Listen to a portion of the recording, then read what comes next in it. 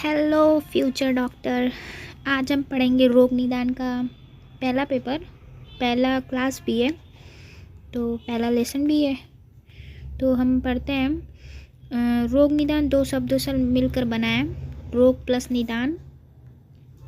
जैसा कि हमें दिख रहा है सामने, रोग प्लस निदान। रोग का ये श्लोक है, रुजंतिति रोगा। जो पीड़ा या दुख उत्पन्न करता है उसे रोग कहते हैं। और दूसरा श्लोक है, दोष दुष्य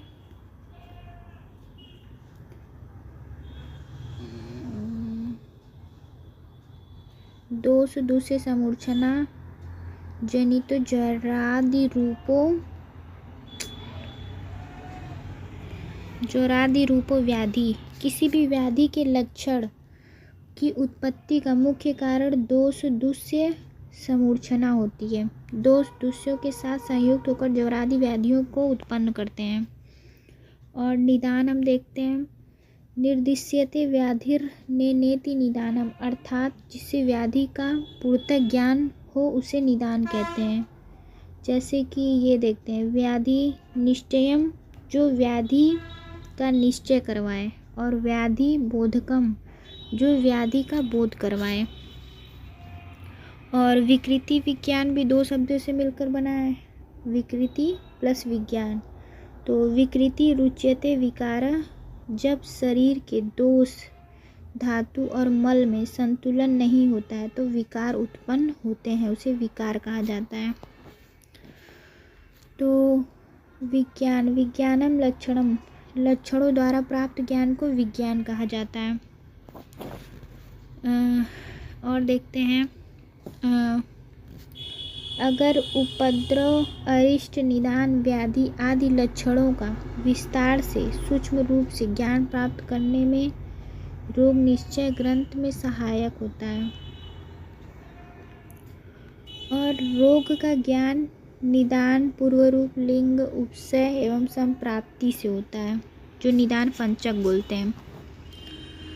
और इम्पोर्टेंस इसका क्या है रोग निदान का, प्रयोजनम चास्य स्वस्थस्य स्वास्थ्य रक्षणम आतुरस्य विकार प्रशमनम च। आयुर्वेद प्रयोजन की पूर्ति हेतु स्वस्थ पुरुष के स्वास्थ्य की रक्षा करना और रोगी व्यक्ति के रोग को दूर करना, ये प्रयोजन था। और जो त्रिसूत्र बोला गया था, ब्रह्मा जी बोले थे, हेतु लिंग औषध ज्ञानम स्वस्थ आतुर परारम त्रिसूत्यम शाश्वतम पुण्यम बुबुदे यम पितामह। महर्षि चरक आयुर्वेद के सूत्रात्मक ज्ञान का भाग अर्थात हेतु लिंग औषध ज्ञान, हेतु लिंग दोनों का, जो कि निदान पंचक के ही अंश हैं। अतः त्रिसूत्र ज्ञान में निदान पंचक ज्ञान का प्राधान्य है। और चौथा रहने देते ये नहीं, फिर पैथोलॉजी देखते हैं। पैथोज मीनिंग सफरिंग, लोगोज मतलब स्टडी, मतलब pathology is the study of disease specially of the structural abnormalities produced by disease.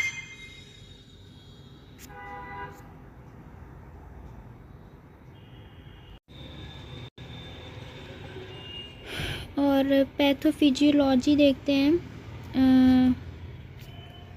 Physical function study, it is the study of physiology of disease और physiology of disordered function.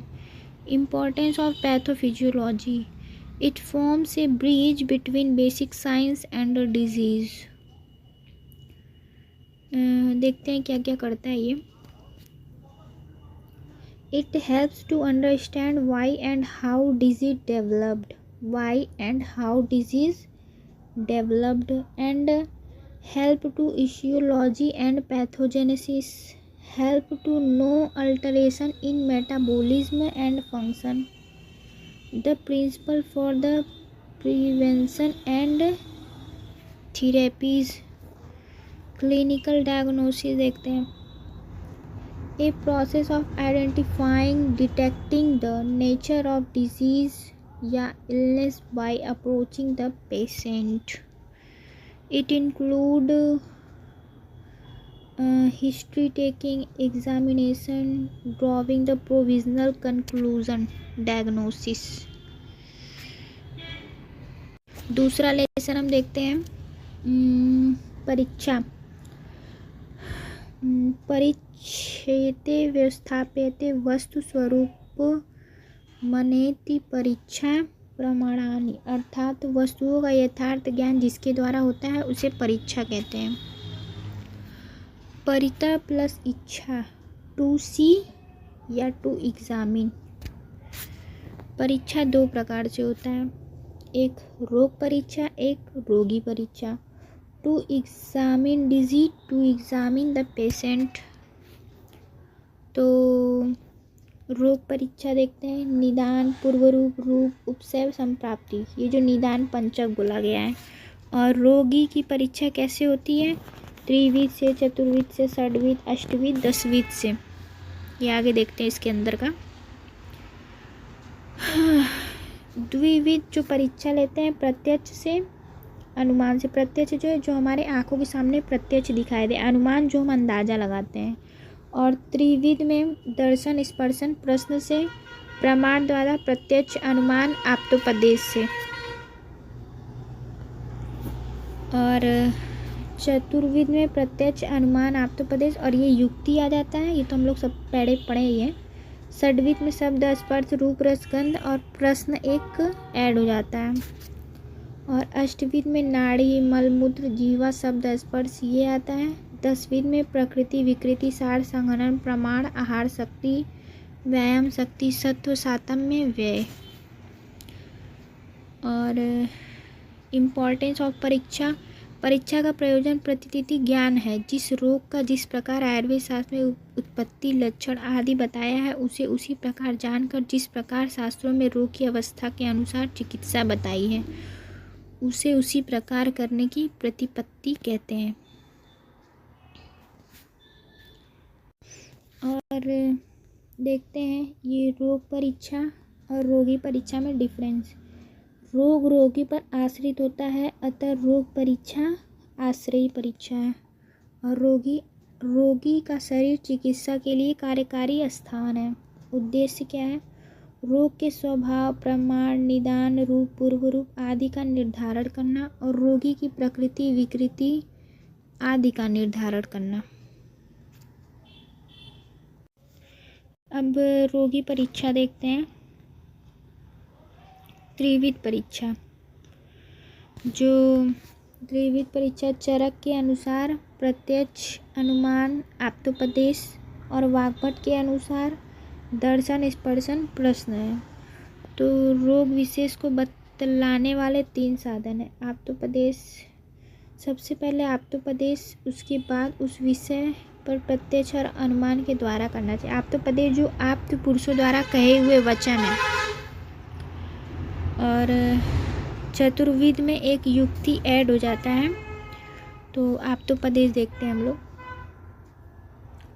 आप्त जनों द्वारा कहे गए वचनों को आप्तोपदेश कहते हैं। आप्त जन कौन होते हैं? जो साधु संत जो होते हैं पहले के, साइंटिफिक या कोई भी जो चरक सुश्रुत है, ये सब आप्त जन ही है। जो लोग बोल के गए हैं वही है आप्त वचन। आप्त पुरुषों का जो ज्ञान था ये असंदिग्ध था, मतलब विदाउट डाउटफुल था, निश्चित रहता था। तो यह ज्ञान पर निर्भर नहीं करते थे, तर्क पे थे। रोग का प्रकोप, कारण, लक्षण आदि ये सब। और प्रत्यक्ष क्या है? स्वयं की इंद्रियों और मन के द्वारा जो ज्ञान प्राप्त होता है उसे प्रत्यक्ष कहते हैं। जैसे X-ray, microscopic examine, endoscopic examine etc। अनुमान, तर्क, जो लॉजिक या युक्ति प्लान के द्वारा किसी भी विषय का ज्ञान करना अनुमान कहलाता है। जैसे अग्नि को देख के पाचन शक्ति का अनुमान लगाना, बल को देखकर उसके मतलब व्यायाम को देख के उसके बल का अनुमान लगाना। और युक्ति अनेक कारणों के संयोग से उत्पन्न हुए अविज्ञात भावों को विज्ञात भावों के कार्य कारण भावों के अनुसार बुद्धि दिखती है या ज्ञान कराती है उसे युक्ति कहते हैं। इसका प्रयोग भूत भविष्य वर्तमान कालों में होता है। और ये जो षड्विध परीक्षा है ये तो फास्ट रिवीजन, ये तो सारे इंद्रियों द्वारा होता है। और अष्टविध परीक्षा है जो नाड़ी मलमूत्र जीवा शब्द स्पर्श नेत्र आदि के द्वारा होता है। ये हम लोग फास्ट रिवीजन देख लेते हैं, फिर कवर करते हैं इंडिविजुअल क्लास में। फिर चौथा लेसन हम देखते हैं सापेक्ष निदान। इसमें जो सापेक्ष निदान है ये चौथा लेसन है। इसमें रोगों के समान लक्षणों को देखकर उनके बीच के अंतर को पहचाना जाता है, ये सापेक्ष है। और व्यच्छेदक निदान, इसमें रोगों के विशिष्ट लक्षणों को पहचान कर उनके बीच के अंतर को पहचाना जाता है। सापेक्ष में समान लक्षणों को देखा जाता था, व्यच्छेदक में विशिष्ट लक्षणों को। और व्यच्छेदक निदान के दो भाग हैं, उक्त व्याधि अनुक्त व्याधि। जो उक्त व्याधि है, जिस व्याधि का वर्णन शास्त्रों में किया गया है वो युक्त व्याधि है। अनुक्त व्याधि, जिस व्याधि के द्वारा शास्त्रों में कुछ नहीं कहा गया हो, ये अनुक्त है।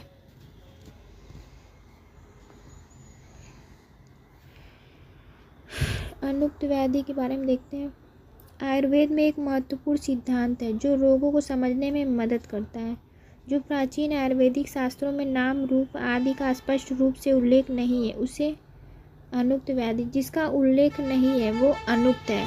आगे अलग है बोले तो एब्सेंट समझ देते हैं। हम पांचवा लेसन पढ़ेंगे उपसय। उपसय की परिभाषा, उपसयो नाम सुखानुबंध। उपसय सुख का अनुबंध अर्थात आरोग्य के रूप में सुख उत्पन्न करने वाला उपसय कहलाता है। और उपसय के पर्याय हैं सातम्य, पथ्य, चिकित्सक, व्याधि विनिश्चय, व्याधि उपकार। उपसय के 18 भेद हैं, वो तो पता ही थे पहले से।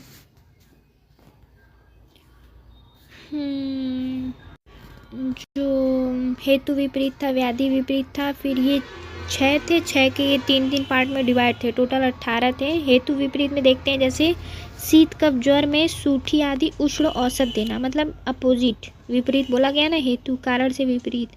और अन्न में श्रम तथा वातजन्य ज्वर में मांस रस देना। और दीवा स्वप्न से उत्पन्न कफ में रात्रि जागरण। यहीं पे हम अनुपसय देखते हैं। अनुपसय क्या बोला गया है, अनुपसयो नाम दुख कर। अनुपसय दुख अर्थात रोग के रूप में दुख उत्पन्न करने वाला अनुपसय कहलाता है। यह उपसय के बिल्कुल विपरीत होता है। तो हम उपसय अनुपसय का रोग ज्ञान में महत्व है। जैसे कि किसी व्याधि के लक्षण अति अल्प हो अथवा छुपे हुए हों तो रोगों के निदान उपसय या अनुपसय द्वारा किया जाता था। जो रोग एक दूसरे से परस्पर मिलते जुलते हों उन रोगों का ज्ञान उपसय अनुपसय द्वारा किया जाता है। ये इनका इम्पोर्टेंस था उपसय अनुपसय का। 5 लेसन हमारा कवर हो गया। इसके आगे हम नेक्स्ट क्लास में देखते हैं। Thank you for watching. Thank you.